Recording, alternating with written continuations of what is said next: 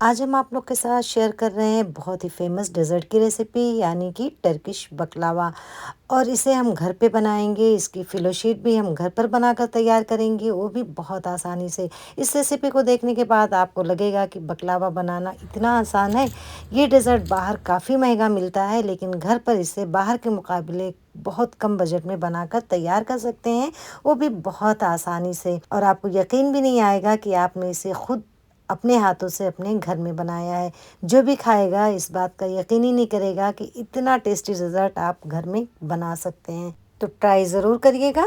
अस्सलाम वालेकुम, कैसे हैं आप लोग? उम्मीद है आप अपने घरों में शाद और आबाद होंगे। मैं हूँ फरहाना, घर का जायका विद फरहाना में आपका वेलकम करती हूँ। तो चलिए शुरू करते हैं।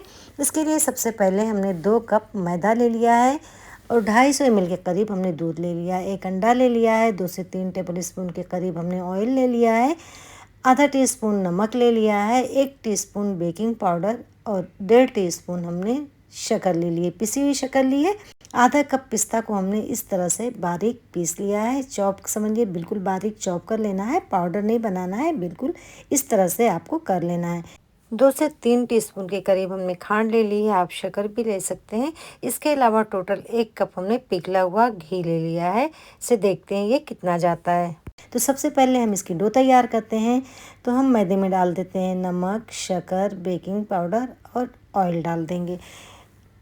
अंडा शामिल कर देंगे। उसके बाद सारी चीज़ों को बहुत अच्छी तरह से हम मिक्स कर देंगे। पहले हाथों से इन सब चीज़ों को अच्छी तरह से मिक्स कर लें ताकि सारी चीज़ें एक जान हो जाएं।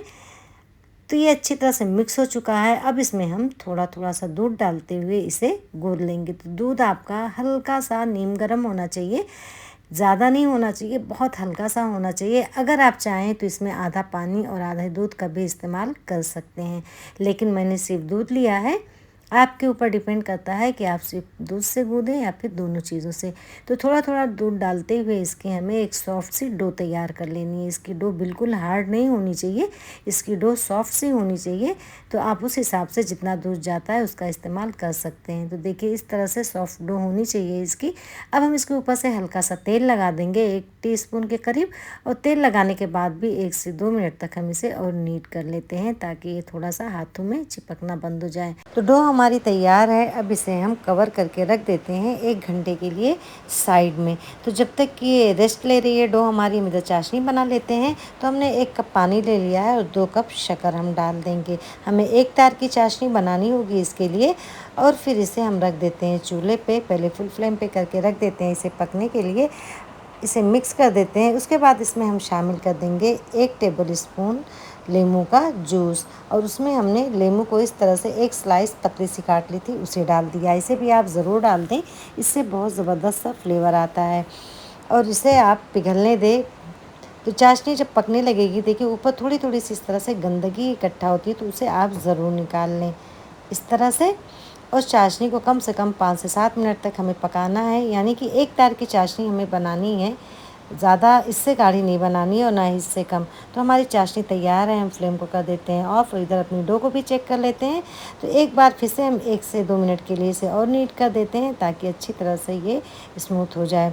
तो हमने इसे देखिए नीट कर लिया। अब इसे हम अच्छी तरह से हाथों से फिर से एक बार रोल कर लेंगे। इसे रोल करके हमें 3 हिस्सों में बराबर डिवाइड करना है कि ताकि जो हम इसकी रोटी या शीट बनाएंगे सब एक बराबर की बने।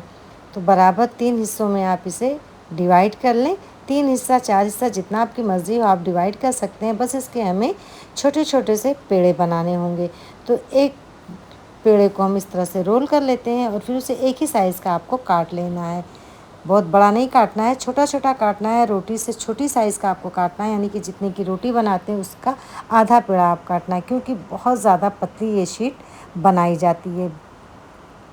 अब इसके हम पेड़े बना लेते हैं। जितना आटा है सारे के पेड़े बनाकर हम सबसे पहले साइड में रख लेंगे एक साथ, ताकि हमको बनाने में आसानी हो। तो देखिए सारे पेड़े हमने इस तरह से बनाकर तैयार कर लिए, जो कि 24 से 26 पेड़े बनकर तैयार हुए हैं। अब हम इसकी रोटी बेल लेंगे। तो बहुत बड़ी बड़ी रोटी नहीं बेलनी है हमें, मीडियम साइज़ की रोटी इसकी हमें बना लेनी है। और बना के हमें इसके ऊपर कॉर्नफ्लावर लगा के रखते जाना है। इसमें कॉर्नफ्लावर का इस्तेमाल बहुत ज़्यादा होता है, कम से कम 200 ग्राम के करीब आप कॉर्नफ्लावर ज़रूर लीजिएगा। तो इस तरह से सारी रोटी हम बना लेंगे और एक के ऊपर एक रखते जाएंगे। देखिए सारी रोटी हमारी बनकर तैयार हो चुकी है। अब हम नीचे ज़्यादा सा कॉर्नफ्लावर डालते हैं, अच्छा खासा आपको डस्ट करना है।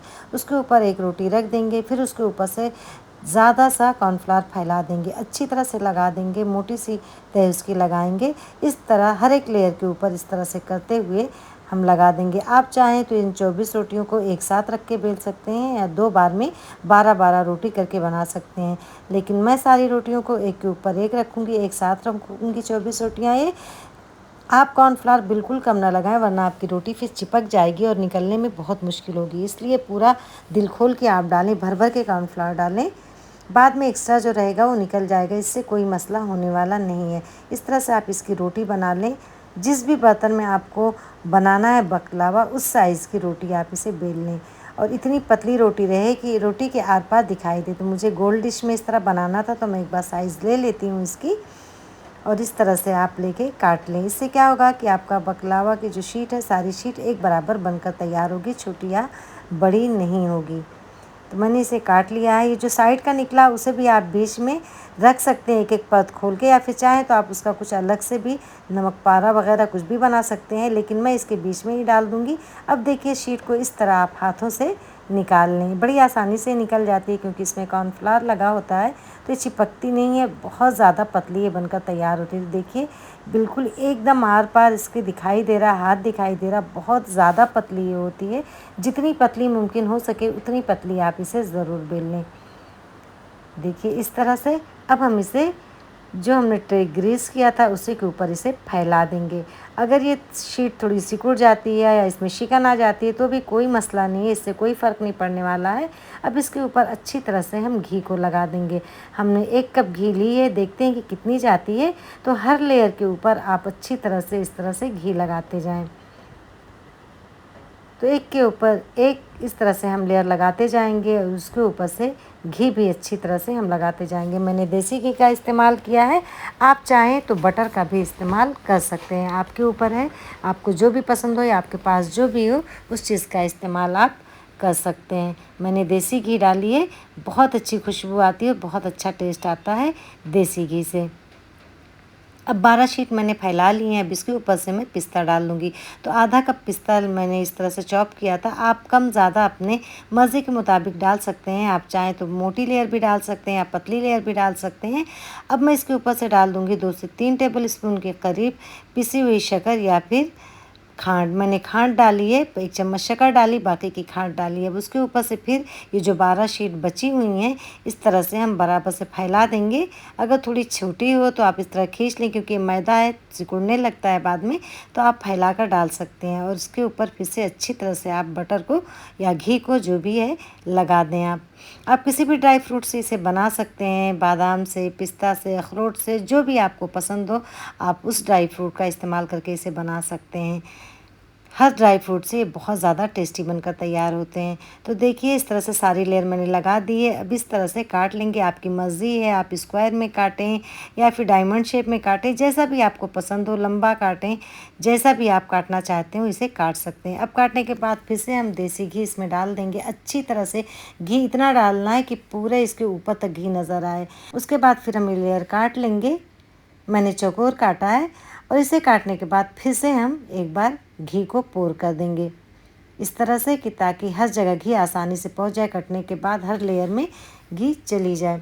अब इसे हम बेक कर लेते हैं 180 डिग्री पर कम से कम 30 से 35 मिनट के लिए, लेकिन एक बार बीच में आप ज़रूर चेक कर लें क्योंकि हर एक के अवन के ऊपर डिपेंड करता है। तो माशाल्लाह माशाल्लाह बहुत ही ज़्यादा डिलीशियस हमारा बकलावा बनकर तैयार है। अब इसके ऊपर हम चाशनी को पोर कर देंगे इस तरह से। मेरा बकलावा थोड़ा ठंडा हो गया था, आप गरम गरम पे चाशनी पोर करें तो ज़्यादा अच्छा होगा। इस तरह से फिर आप चम्मच से थोड़ा सा ऊपर नीचे कर दें ताकि चाशनी नीचे तक बहुत आसानी से पहुंच जाए।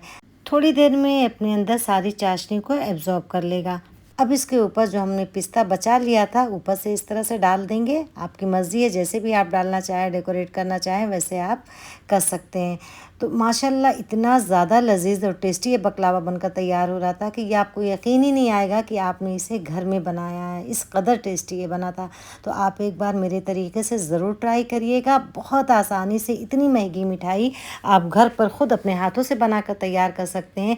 जो भी खाएगा वो यकीन ही नहीं करेगा कि आपने इसे घर में बनाया है। इतना ज़्यादा डिलीशियस ये बनता है।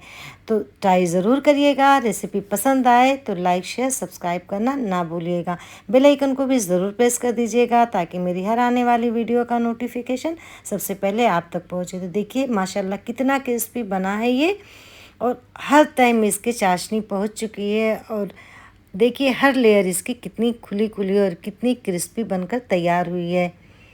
तो ट्राई ज़रूर करिएगा। फीडबैक भी मुझे ज़रूर दीजिएगा, इससे मुझे खुशी होगी।